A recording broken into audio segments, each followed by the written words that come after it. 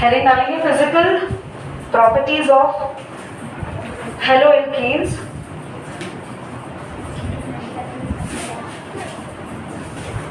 And property number 1 is the physical state and smell. You have not written any single word. Write down physical state and smell. Haloalkanes in general. Haloalkanes in general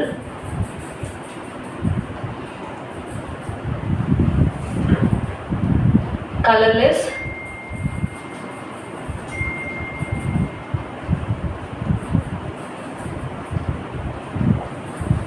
in general colorless, comma, sweet smelling liquid,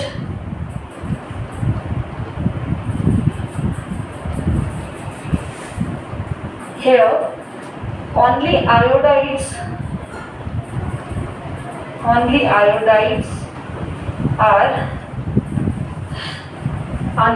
are having color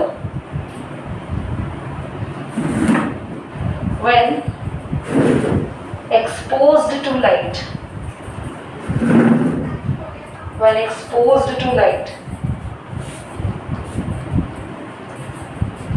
Higher members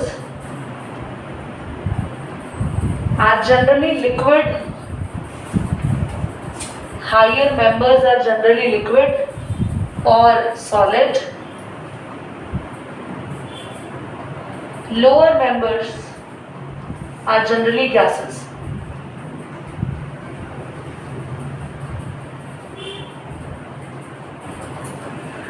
बात करते हैं smell की, तो जितने भी haloalkanes होते हैं they have sweet smell, और स्पेशली जिसकी स्वीट स्मेल आप जज कर सकते हैं they are bromides.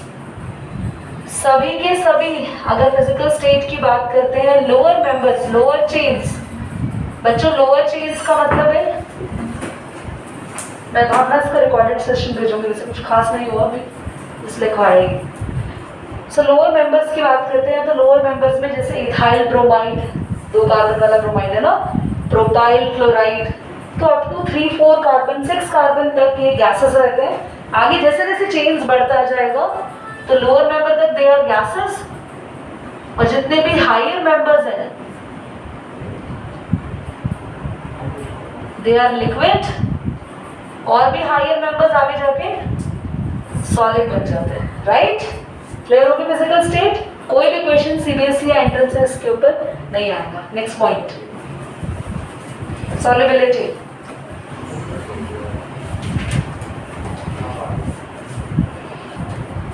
I'll explain you first.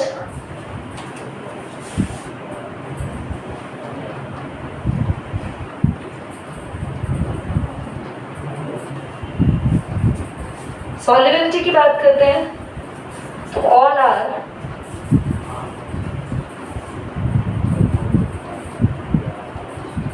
partially soluble in water.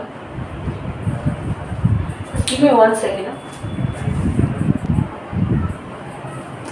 वहीं जाके कोई कैनेडियन ढूंढ लेगा, इसका तो वहीं पे चल जाएगा मामला।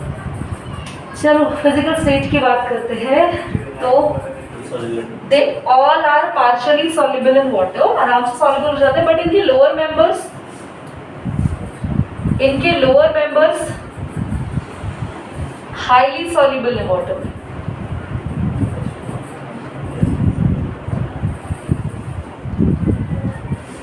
बच्चों अगर मैं लोअर मेंबर्स की बात करती हूँ तो वो क्यों सॉल्युबल है? पहली बात तो यही पॉइंट उठता है कि सॉल्युबल है ही क्यों। देखो सॉल्युबल वो होता है जो पोलर नेचर होता है। पोलर का मतलब है जहां चार्जेस है बच्चों। अगर मैं हेलोएल्केन की बात करूं तो हेलोएल्केन क्या होता है? एक कार्बन चेन साथ में एक हैलोजन ग्रुप। तो जब भी हैलोजन यहां से निकलेगा बाहर तो halogen as a negative end chain as a positive. तो पोलैरिटी तो है यहाँ पे, हैलोजन नेगेटिव होता है एंड चेन पॉजिटिव होता है। हैलोजन नहीं भी निकलेगा तो भी तुम्हें पता है कि इनका नेचर कैसा रहता है? Donating, carbon chain donating and halogen accepting nature के रहते हैं। तो ये पार्शियल नेगेटिव रहता ही है और ये पार्शियल पॉजिटिव, तो पार्शियल नेगेटिव और पॉजिटिव चार्ज यहाँ रहते ही है, पोलैरिटी है यहाँ पे। और जो भी कंपाउंड बच्चों पोलर होता है वो कंपाउंड वाटर में डिसॉल्व होते ही होते हैं, बट फिर भी इनके लोअर मेंबर्स इजीली डिसॉल्व हो जाते हैं अगर हायर की बात करते हैं। बिकॉज हायर में प्रॉब्लम क्या आती है, जब हम हायर की कार्बन चेन की बात करते हैं, हायर चेन्स में स्टेरिक हिंड्रेंस आ जाता है। स्टेरिक हिंड्रेंस का मतलब है कि बॉन्ड नहीं बन पाता, प्रॉपर हाइड्रोजन बॉन्ड नहीं बन पाता, इतनी लंबी कार्बन चेन हो जाती है, तो it doesn't allow to make hydrogen bond easily. So अगर हाइड्रोजन बॉन्ड नहीं बनता easily, that means it dissolve नहीं होगा। तो लोअर मेंबर्स इजीली डिसॉल्व हो जाएंगे, जो हायर मेंबर्स है they are not going to be easily dissolve, वहां स्टेरिक हिंड्रेंस आ जाएगा। डिसॉल्यूशन हो ही क्यों रहा है, क्योंकि हैलोअल्केन्स पोलर नेचर के। Got it? हाँ, लोअर मेंबर का मतलब है जिनके पास शॉर्ट कार्बन चेन्स है, and higher members they have the longer carbon chains. ठीक है, तो प्लीज आप लोग ऐसे ही नोट कर लीजिए, आई थिंक कुछ लिखने की जरूरत नहीं है इसमें, तुम लोगों को मेरी एडवाइस यही रहेगी। So go ahead and try your luck at least once in your life, कि आगे जाके ऐसे पछतावा ना हो कि हमने कभी सोचा ही नहीं उस टाइम पर। ठीक है, चलो डेंसिटी, डेंसिटी डेंसिटी पे लिख लो यार जल्दी से एक बार। All the haloalkanes lighter than water, all the haloalkanes lighter than water,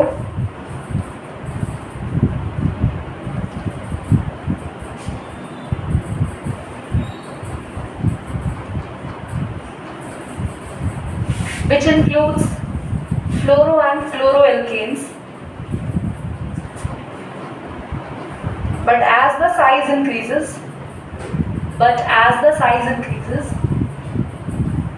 bromo and iodoalkanes. बच्चों इसमें ना आप सबसे पहले अपने ऑल लिखा ना, ऑल को कट कर दो, but as the size increases bromo and iodoalkanes are heavier than water. ठीक है, पॉइंट को छोटा सा क्रॉस लगा देंगे, कोई क्वेश्चन इसमें से नहीं आएगा, सुन लेंगे।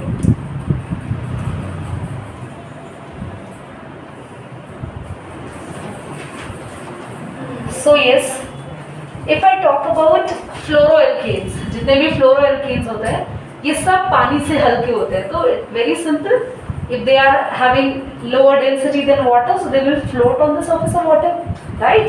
If I talk about chloroalkanes, chlorine वाले alkanes वो भी, पर बच्चों कभी कभी ना आपने ऐसे क्लोरो कंपाउंड्स पढ़े 1, 2, 3 ट्राई क्लोरो इथेन, है ना, तो वो जो पॉलीक्लोरो वाले कंपाउंड्स आते हैं इसमें एक से ज्यादा क्लोरीन लगे होते हैं, वो तो हैवी होते हैं वाटर से, no doubt. I am talking monochloro compound, ऐसी चेन जिसमें सिर्फ एक ही क्लोरीन लगा हो, ऐसी कार्बन चेन जिसमें सिर्फ एक ही फ्लोरीन लगा हो। फ्लोरो एंड क्लोरो कंपाउंड्स का डेंसिटी वाटर से लो रहता है, दे easily float on the surface of water, whereas bromoalkanes and the iodoalkanes have the higher density, they will not going to flow on the surface of water, they will dissolve, not dissolve I can say that, अगर वो lower members है तो they simply dissolve, और अगर higher members है तो नीचे water में बैठ जाएंगे, they will not going to float on the water surface। समझ में आया, क्लियर हुआ, कोई क्वेश्चन इससे नहीं आएगा। Next point, melting and boiling point, और इसको प्लीज इंपॉर्टेंट टैग करेंगे, यहाँ से क्वेश्चन आता है। Molecules of organic halogen compounds are generally polar.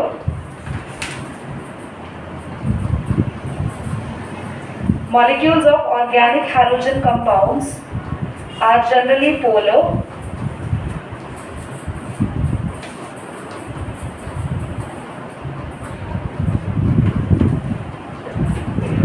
Yeah. Intermolecular force of attraction between the molecules, intermolecular force of attraction between the molecules are stronger in halogen derivative,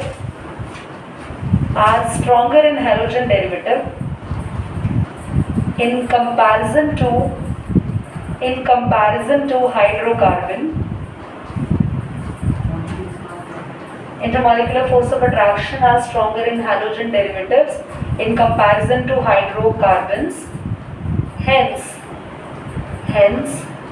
melting and boiling point increases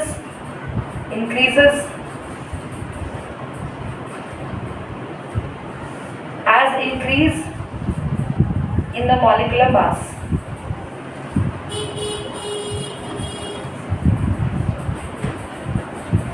So I need to teach 3 things here.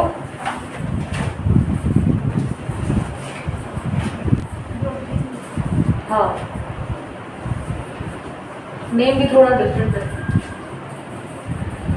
So class यहाँ पर first thing ये सीखना है, जैसे CH3 CH3Cl CH3Br CH3I.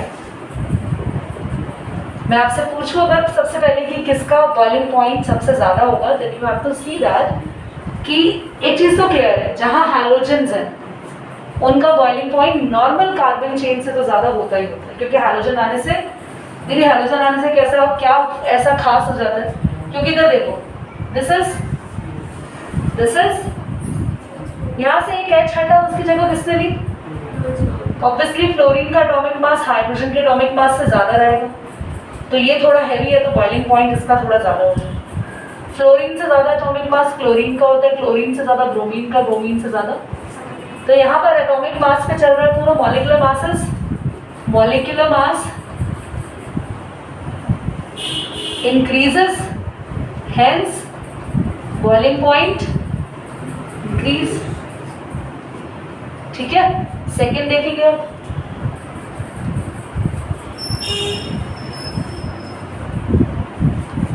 Now what is the concept here? Halogen same है, but see the number of carbon chain बढ़ने से भी molecular mass बढ़ेगा ही, क्योंकि extra atoms आ रहे हैं. वही सेम कॉन्सेप्ट, बिल्कुल सेम है, ऊपर से ही नोट कर लेंगे. थर्ड पर आएंगे. थर्ड केस में आप लोग मुझे बताएंगे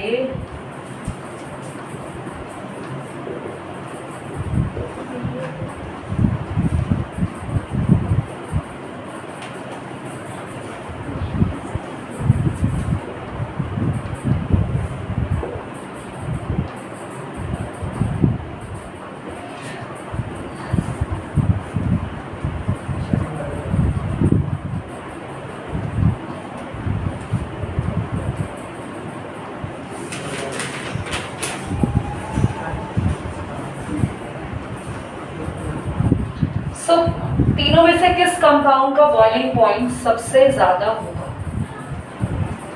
सब में carbon, hydrogen and chlorine you can count. First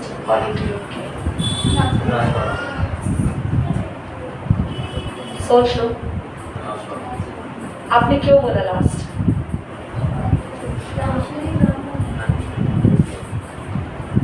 आपने बॉइलिंग पॉइंट में कॉन्सेप्ट पढ़ा था, ब्रांचिंग और नो ब्रांचिंग वाला केस.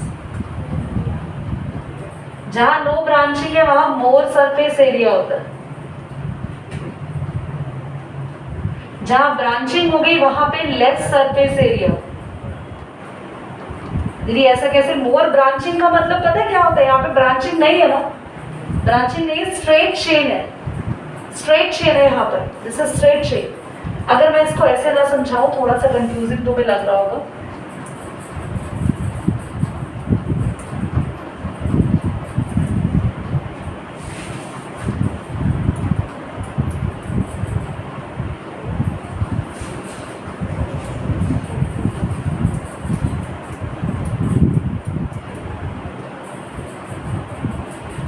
तो मैं इसको ब्रांच फॉर्म में बना रही हूँ, और यहाँ पर इधर ये पूरा स्ट्रेट है और इधर भी अब सी है. अब देखो ये बिल्कुल स्ट्रेट चेन दिख रहा है आपको. यहाँ ब्रांचिंग है, वहाँ भी ब्रांचिंग है, क्योंकि CL ऊपर है. यहाँ सब कुछ एक साथ ही अरेंज्ड है. इसको डबल करते हैं ऐसे. या फिर एग्जाम्पल ये लो,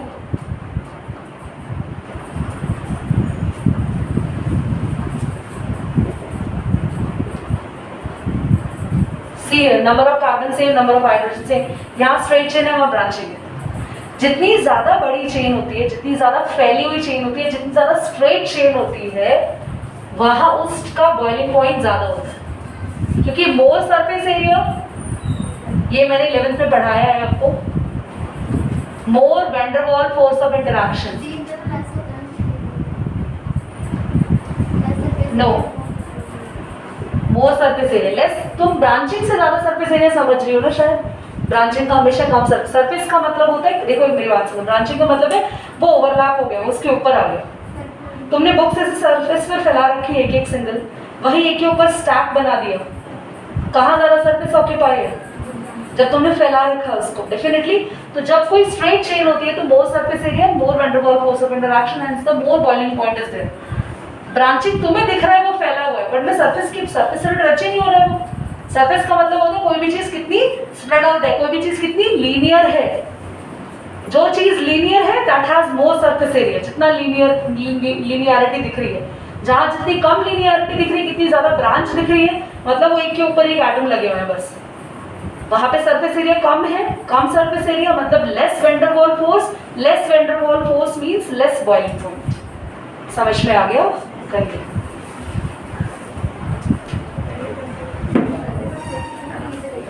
That was so much entertaining kind of wedding. Now, inflammable, yeah. All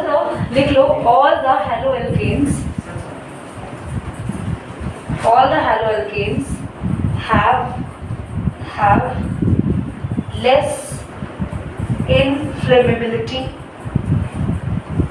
than the hydrocarbon. कोई ऐसा हाइड्रोकार्बन बताओ जो फ्लेमेबल हो, जो आग प्रोड्यूस कर सकता है। जल्दी बोलो। घर में आपके इस समय भी प्रेजेंट है।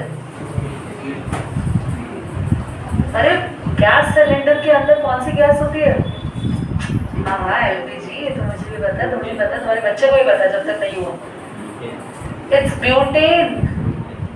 ब्यूटेन एक हाइड्रोकार्बन है, कार्बन हाइड्रोजन की चेन है butane. Are you aware of? बच्चों, जितने भी हाइड्रोकार्बन होते हैं सब फ्लेमेबल होते हैं। मीथेन देख लो, मीथेन गैस को यूज करते हैं ना हम लोग। मीथेन गैस पहले यूज होती थी बर्निंग के लिए, अब उसको बैन कर दिया गया है बिकॉज ग्रीन हाउस गैस है। पता है पेट्रोल क्या है? A long chain of hydrocarbon, that's petrol, liquid is। Butane short chain है, गैस है, सिलेंडर में भरी जाती है। मीथेन गैस है, शॉर्ट चेन है। पर अगर इन हाइड्रोकार्बन्स में हैलोजन डाल दो, यानी हैलोएल्केन की बात करो, तो ये लेस फ्लेमेबल होते हैं। अब question is why they are less flammable? क्योंकि यहाँ थोड़ी सी पोलैरिटी आ जाती है, तो बॉन्ड थोड़ा स्ट्रॉन्गर हो जाता है, नेगेटिव पॉजिटिव चार्जेस आ जाते हैं। Compared to hydrocarbons, halogens are quite stronger. So इनके अंदर flammability कम होती तो है, but they are less flammable. Got it? देख लीजिए, ये क्या लिखा आप लोगों ने लाइन अभी? Less inflammability than hydrocarbon.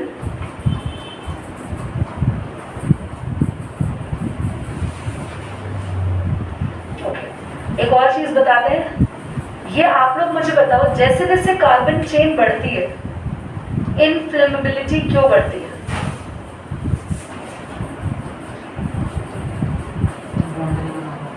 हाँ जी, बॉन्ड नहीं बना पाते। जितने ज्यादा हाइड्रोजन्स होंगे चेन में, उतना ज्यादा इनफ्लेमेबल होगा कंपाउंड। क्लियर हो रही बात? More the hydrogen, more inflammable the compound. कभी लॉन्गर चेन से शॉर्टर चेन को कंपेयर कर रहे हैं, कोई टीचर आपसे पूछ रहा है कि इनफ्लेमेबिलिटी पेट्रोल की, पेट्रोल ज़्यादा चलती ज़्यादा, उसका अगर मैं बोलूँ कि हम लोगों ने ना 10th क्लास में एक चीज़ पढ़ी थी, ignition temperature, calorific value. Calorific value याद है? कैलोरीफिक वैल्यू पढ़ा? हाँ, तुम तो कोविड बैच हो, सोर्सेज ऑफ एनर्जी कट गया था तुम्हारा, तो छोड़ो। कोविड के बैच हो ना तुम, 2020 10th में 2020। तो कैलोरीफिक वैल्यू पता है क्या होती है? एक ऐसी वैल्यू होती है जैसे मान लो मेरे सामने 3-4 फ्यूल्स रखे हैं, एक कैरोसिन रखा है, एक पेट्रोल रखा है, एक डीजल रखा है, ठीक है? इन सभी फ्यूल में से जिस फ्यूल की सबसे ज्यादा हाई कैलोरीफिक वैल्यू होगी वो अच्छा फ्यूल होगा। तो ऐसे ब्यूटेन, अगर मैं ब्यूटेन लूँ और लूँ डेकेन 10 कार्बन वाली चेन, तो डेकेन की क्लोरोफिक वैल्यू ज्यादा होती है बिकॉज उसके पास ज्यादा हाइड्रोजन है, इसीलिए वो ज्यादा इन्फ्लेमेबल है ब्यूटेन के कंपैरिजन में। क्या आपको समझ में आ गया? आगे बढ़ते हैं, हेडिंग डालेंगे फिजिकल प्रॉपर्टीज ऑफ हेलोअरीन्स। आज फिजिकल प्रॉपर्टीज खत्म हो जाएगी, केमिकल प्रॉपर्टीज स्टार्ट करेंगे। First, they are generally colourless, liquid and crystalline solid. They are generally colorless, liquid and crystalline solid. All the haloarenes are heavier than water. Crystalline solid. Second point, all the haloarenes are heavier than water. And बच्चों क्योंकि यहाँ benzene आ जाता है ना, तो definitely heavy होंगे। हेलोअरीन्स का मतलब क्या होता है? बेंजीन पर हैलोजन। और क्योंकि यहाँ बेंजीन है तो ये वाटर में डिसॉल्व भी नहीं होती, क्योंकि बेंजीन तो बहुत ज्यादा स्टेरिक हिंड्रेंस क्रिएट करता है, तो ये डिसोल्यूशन इनका वाटर में नहीं होता। मैंने पॉइंट लिखवाया आप लोगों को, क्रिस्टलाइन सॉलिड के बाद all the haloarenes heavier than water and they do not dissolve in water as well. They do not dissolve in water as well. Melting and boiling point. Melting and boiling point depends upon the halogen group present on benzene. आप ही बता दीजिए class, किसका boiling point सबसे ज्यादा होगा? Which benzene? Isobenzene, because of molecular size, mass, molecular mass, right?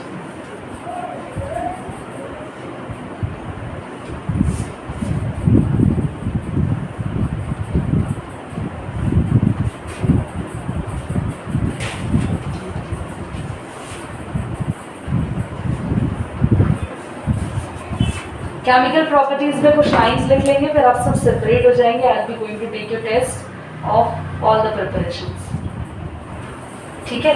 जो नहीं आए थे उनका फिर सबसे पहले ले लेंगे। केमिकल प्रॉपर्टीज हेडिंग डाल लीजिए, कहाँ खोए हुए हैं? Chemical properties of हेलोअल्केन्स।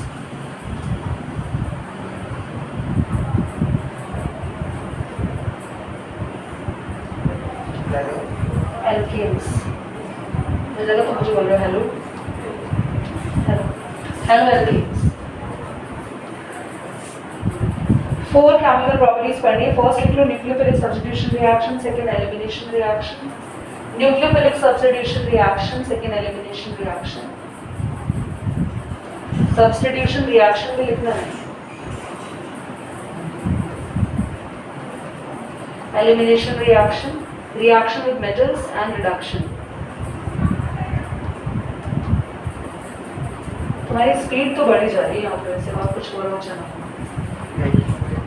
metals and reduction, last one is reduction।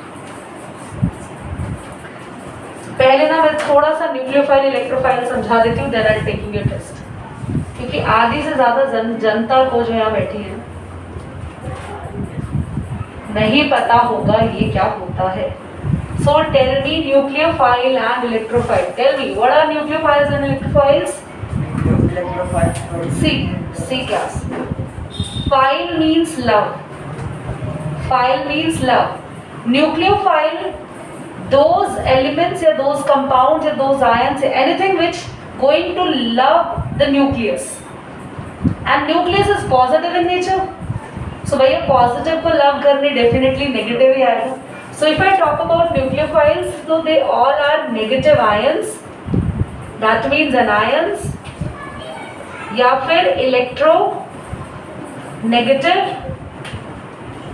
नहीं, या फिर electron rich species. Electron rich species की बात करती हूँ तो जैसे कि आपके पास जिसके पास ऑलरेडी बहुत सारे इलेक्ट्रॉन होते हैं, OH लोन पेयर है ना ऑक्सीजन के पास, NH3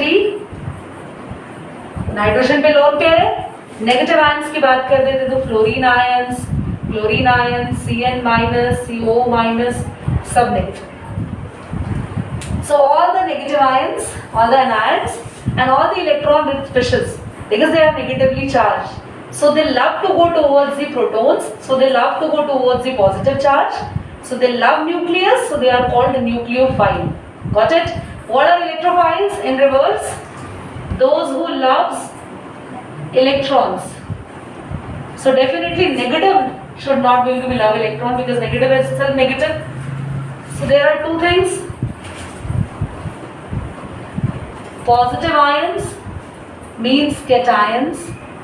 Cations की बात करते हैं तो आपके पास Na+, K+ and many more, and electron deficient species. Electron deficient species, whenever we are going to do reactions, I will tell you, वहाँ पे बताएंगे किस तरीके की species electron deficient रहती है। कुछ ऐसी species they are going to seeking the electron every time, उनको बस जहाँ electron दिखे अपनी तरफ खींचने। ये मैंने गलत बोला, खींचने नहीं, खींचने वाले तो ये है, ये इलेक्ट्रोनेगेटिव। ये दो वर्ड्स को समझ लो यार, इलेक्ट्रोनेगेटिव और इलेक्ट्रॉन डेफिशिएंट, ये बच्चे कंफ्यूज रहते हैं इसमें। इलेक्ट्रॉन डेफिशिएंट स्पीशीज वो है जिनके पास इलेक्ट्रॉन्स नहीं है। इलेक्ट्रोनेगेटिव वो है जिनके पास इलेक्ट्रॉन्स हैं, वो दूसरों के इलेक्ट्रॉन अपनी तरफ क्या करते हैं, अट्रैक्ट करते हैं, बस दूसरों को अपनी तरफ खींचने की कोशिश करते हैं। उनको चाहिए नहीं इलेक्ट्रॉन, उनका शेल पूरा है, ठीक है, उनको बस इलेक्ट्रॉन्स अपनी तरफ खींचने हैं, अट्रैक्ट करना है। क्यों अट्रैक्ट करना है? साइज छोटा है, न्यूक्लियस पावरफुल है, बस इसलिए दे आर इलेक्ट्रोनेगेटिव। और इलेक्ट्रॉन डेफिशिएंट स्पीशीज वो है जिनके पास, बेचारों के पास इलेक्ट्रॉन नहीं है, उनको अपने शेल में इलेक्ट्रॉन चाहिए, और जो सिर्फ अपनी तरफ खींचते हैं, दूसरों के लोन पेयर को खींच लिया अपनी तरफ, हाँ अपने शेल में जगह नहीं दी, बस अपनी तरफ खींच लिया, इलेक्ट्रोनेगेटिव। Got it? मीथेन क्या होगा? मीथेन तो इलेक्ट्रॉन डोनेटिंग स्पीशीज है, donating, so it comes over there.